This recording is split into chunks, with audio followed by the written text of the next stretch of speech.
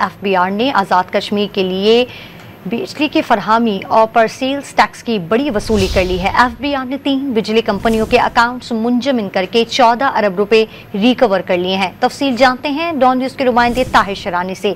Tahir, update कीजिएगा।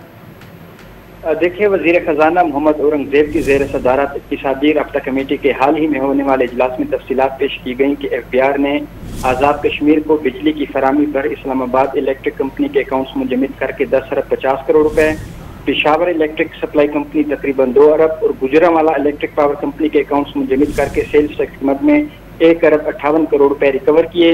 इन तीनों बिजली कंपनीज की जानिब से आज़ाद कश्मीर को बिजली फराहम की गई, जिसकी जरिए जो सेल्स टैक्स की वसूली है वो की गई। अलावा FBR की जानिब से बिजली की 2 कंपनियों को 52 अरब 76 करोड़ रुपए टैक्स वसूली के नोटिस भी भेजे गए। इस्लामाबाद इलेक्ट्रिक सप्लाई कंपनी को 47 अरब और गुजरांवाला इलेक्ट्रिक पावर कंपनी को 5 अरब 76 करोड़ रुपए का नोटिस भिजवाया गया। ज़राए का कहना है कि आज़ाद कश्मीर को बिजली फराहमी पर सेल्स टैक्स वसूली पर FBR और पावर डिवीजन का तनाज़ा पैदा हो गया था।